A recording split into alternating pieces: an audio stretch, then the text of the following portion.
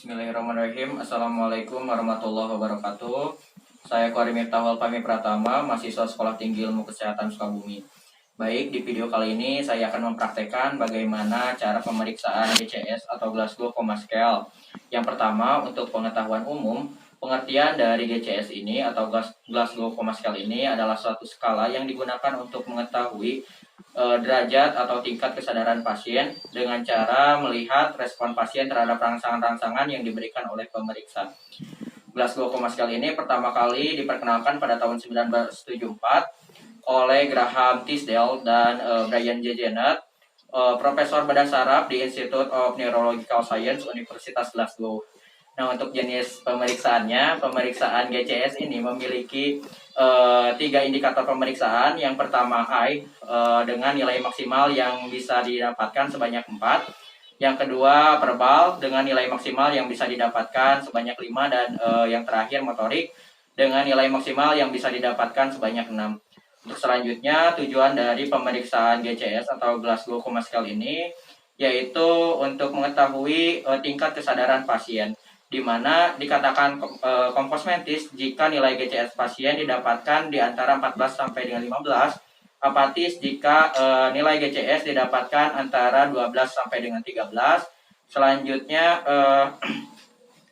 delirium jika didapatkan nilai GCS-nya 10 sampai dengan 11, somnolent jika didapatkan nilai GCS-nya 7 sampai dengan 9, stupor jika didapatkan nilai GCS-nya 5 sampai dengan 6, semikoma jika nilai GCS-nya 4, dan koma jika nilai GCS-nya 3. Yang selanjutnya indikasi dari pemeriksaan GCS ini yaitu pada pasien yang koma dan pada pasien cedera dengan gangguan neurologis. Untuk yang terakhir pada pengetahuan awal ini ada rangsang nyeri. Area rangsang nyeri yang pertama ada di area dada, yang kedua ada tekanan pada jari pasien, yang ketiga ada cubitan pada trapesius, dan yang terakhir yaitu di supraorbita. Nah, selanjutnya setelah kita ke tahap pengetahuan awal yaitu tahap orientasi. Di tahap orientasi yang pertama yang harus kita siapkan yaitu alat pelindung diri. Yang kedua buku catatan untuk melihat menulis hasil dari GCS pasien. Yang ketiga kita harus menyampaikan prosedur dan info konsen kepada keluarga pasien ataupun pada pasien sendiri jika sadar. Dan yang terakhir memposisikan pasien. Kita lakukan info konsen kepada keluarga pasien. Assalamualaikum Bapak, perkenalkan saya perawat Qori Miftahul Fahmi Pratama yang akan merawat putri Bapak dari pukul 7 sampai pukul 2 siang nanti. Kalau boleh tahu, putri Bapak dengan namanya siapa Bapak? Oh, dengan Nyonya Mita ya. Nah, tujuan saya kesini adalah untuk melakukan tindakan pemeriksaan GCS kepada putri Bapak, yang tujuannya itu untuk melihat tingkat kesadaran putri Bapak. Untuk prosedurnya, nanti saya akan memberikan rangsangan-rangsangan, bisa berupa perintah ataupun rangsang nyeri. Untuk waktunya tidak lama, kurang lebih 10-15 menit. Apakah Bapak bersedia? Baik, jika Bapak bersedia, izinkan saya untuk menyiapkan pemeriksaannya terlebih dahulu. Setelah kita melakukan info konsen, kita lanjut ke tahap kerja. Yang pertama yang harus kita lakukan pada tahap kerja yaitu memastikan 3A dengan benar, aman diri, aman pasien, dan aman lingkungan dengan mencuci tangan.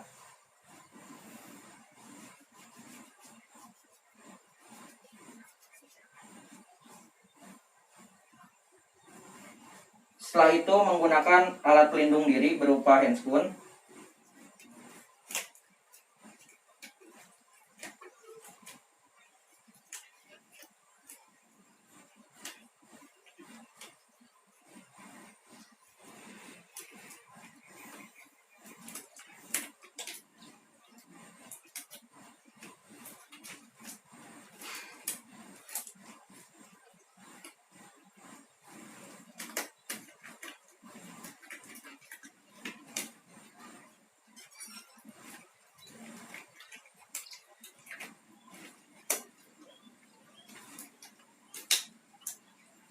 Langkah selanjutnya ketika kita sudah memastikan 3A dengan benar, kita memeriksa indikator pemeriksaan GCS yang pertama yaitu pemeriksaan pada mata. Hal pertama yang kita nilai ketika kita melihat pasien bisa membuka matanya dengan spontan tanpa kita perintah, maka kita beri nilainya 4. Sedangkan beri nilai pasien 3 pada pemeriksaan eye ketika kita perintah pasien untuk membuka matanya. Mbak, bisa membuka matanya. Jika pasien tidak membuka mata, kita lanjutkan pada pemeriksaan yang ketiga. Kita beri rangsangan nyeri pada pasien karena pasien perempuan, maka kita bisa berikan rangsangan nyeri pada tekanan pada jari. Mbak, bisa buka matanya, Mbak. Jika pasien masih belum bisa membuka matanya, kita lanjutkan, kita beri nilai 1 karena pasien tidak berespon. Yang selanjutnya, setelah kita melakukan pemeriksaan pada indikator eye, maka kita lanjutkan pada indikator pemeriksaan verbal dengan cara kita tanyakan kepada pasien nama ataupun sesuatu. Jika pasien berorientasi balik, kita beri nilai pasien 5. Jika pasien berorientasi bingung, maka beri nilai 4. Jika pasien inkoheren atau tidak ada kaitannya dengan pertanyaan yang kita lontarkan pada pasien, maka beri nilai 3. Mbak, bisa berbicara dengan saya, Mbak? Jika pasien tidak ada respon, maka kita beri respon rangsang nyeri. Mbak, bisa berbicara dengan saya? Jika masih tidak ada respon, maka kita beri nilai motorik verbal pasien 1. Selanjutnya, yang terakhir indikator verbal. Yang pertama yang harus kita lakukan yaitu meminta motorik. Yang pertama yang harus kita lakukan pada pemeriksaan ini meminta pasien untuk menggerakkan tubuhnya. Mbak, bisa menggerakkan tangannya, Mbak? Nah, jika seperti ini pasien tidak bisa menggerakkan sesuai perintah kita, hal yang harus kita lakukan adalah memberikan rangsang nyeri.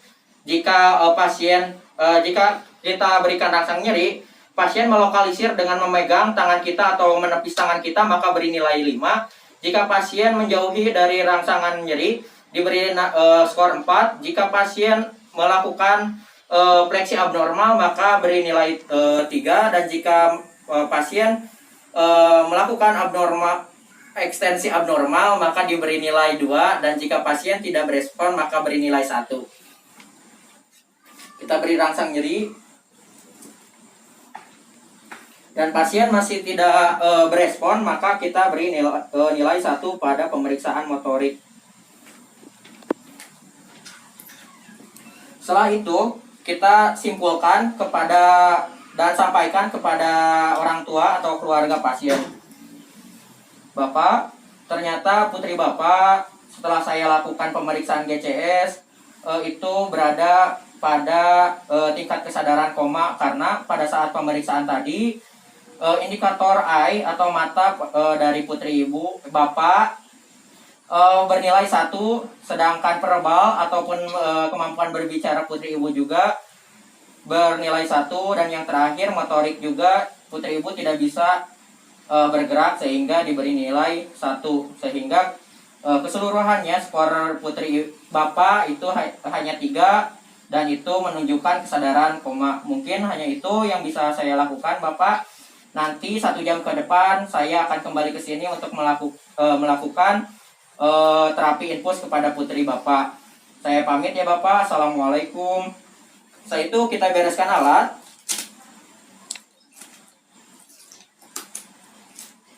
Dan cuci tangan kembali.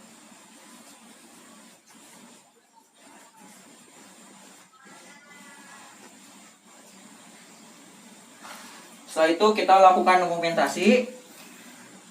Pada hari ini, hari Selasa, hari Rabu, tanggal 23 Juni 2021 telah dilakukan pemeriksaan GCS kepada Nyonya N dengan kesimpulan pasien mengalami koma E1 M1 P1. Tanda tangan nama perawat. Terima kasih.